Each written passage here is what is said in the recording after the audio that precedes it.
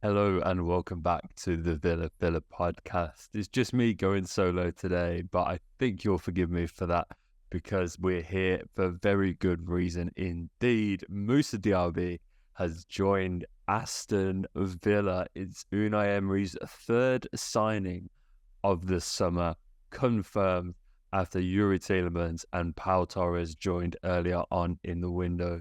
But Moussa Diaby's come in after what feels like a long old wait. Similar kind of like situation in terms of the time frame with Pau Torres. Obviously, most of the waiting with that deal was once it was already complete. He was on his honeymoon. We had to wait for him to travel back to Birmingham to complete a medical and have all those formalities done and dusted at Bodymore Heath.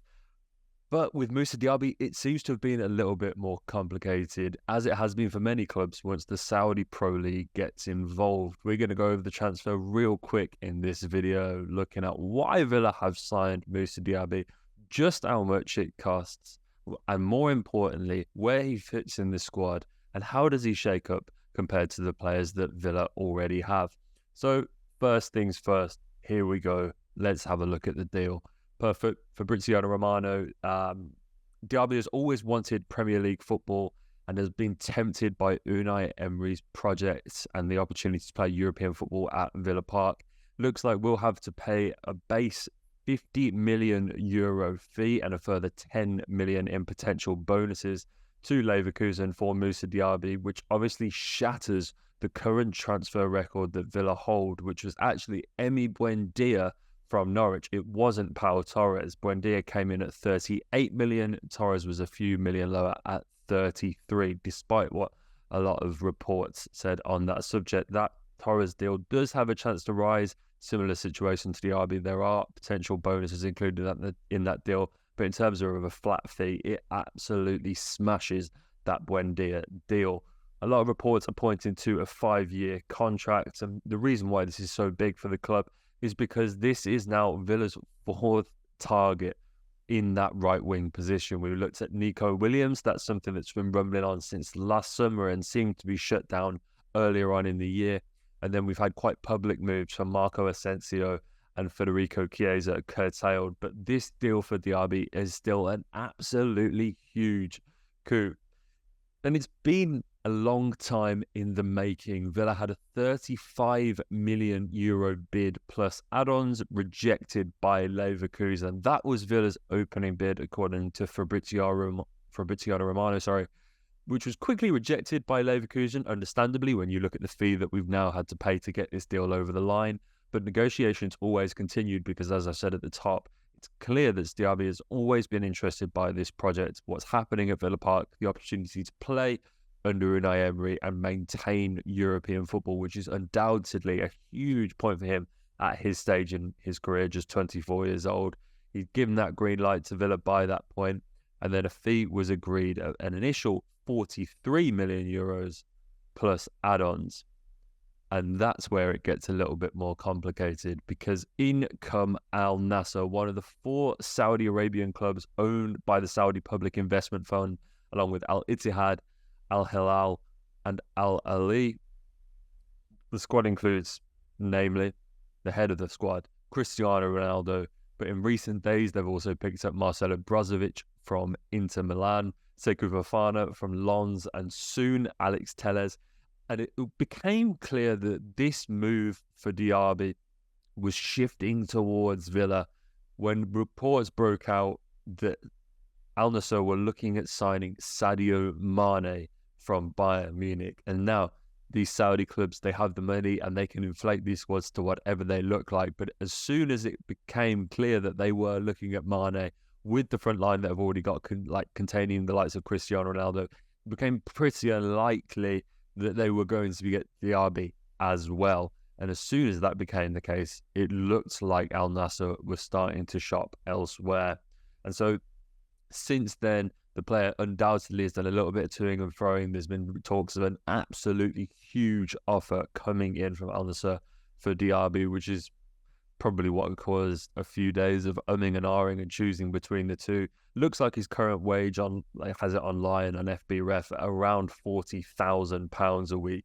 You imagine going to Saudi Arabia would at least times that by, I don't know, 10, 15. Who knows, given the wages that are floating around out there. Reports coming out at the moment that Jordan Henderson could be earning as much as 700 grand a week. And so for a player at Diaby's stage of the career to choose Saudi Arabia over coming to the Premier League, you imagine it's got to be in at least a similar kind of ballpark. So him choosing Aston Villa in that regard is absolutely massive for the club.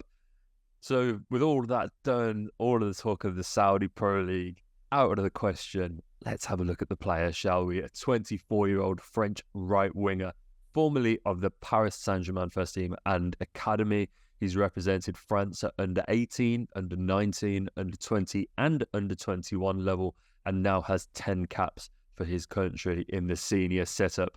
Last season, racked up 17 goal contributions as he lit up the Bundesliga for Xabi Alonso's Bayer Leverkusen, and got a further 4 in the Europa League to boot. He's an incredibly pacey, very direct winger that has thrived in the back and forth counter-attacking Bundesliga, and that's where he's made his name. He's spent a little bit of time in Serie A. There's a loan move there. Don't be put off by that. Only a couple of appearances, which accounts for a ground total of 0 goals in Serie A, but he was just a kid at the time. He's a huge upgrade for Villa in the right wing position. Leon Bailey, we know, can be inconsistent, and when he's not being inconsistent, he's unfortunately very injury prone. The two were teammates at Bayer Leverkusen, and in a couple of minutes we're going to look at exactly how they stacked up in their respective times in Germany. But just sticking with Diaby for now, 0.35 non-penalty XG per 90 last season, which racks him up in the top 19% of all right wingers in Europe's top 5 leagues. He's also in the top 16% for total shots per 90 and the top 19% for progressive carries.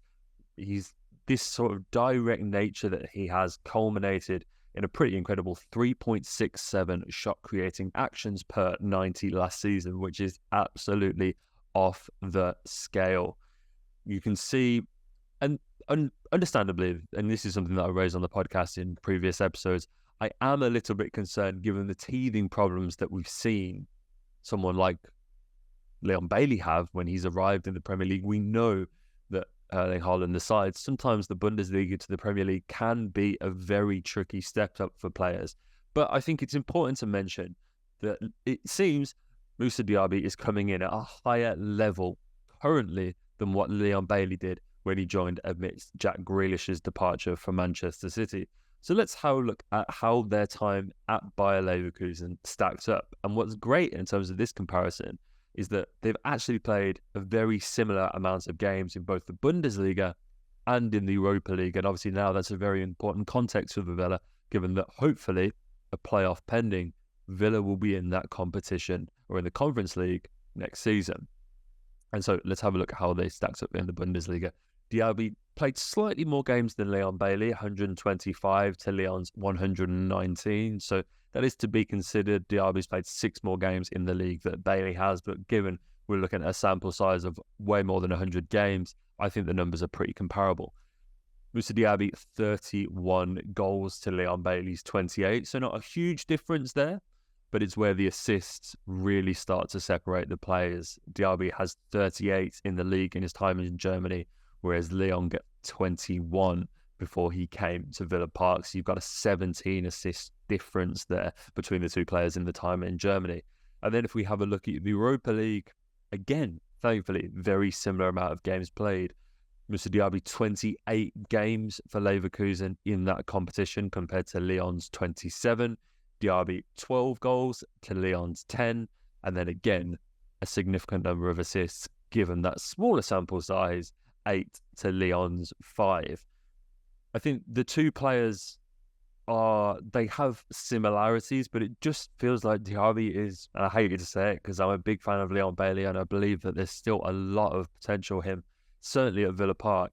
Diaby completes 49.7 of his take-ons in comparison to Leon's 36% over the course of their careers.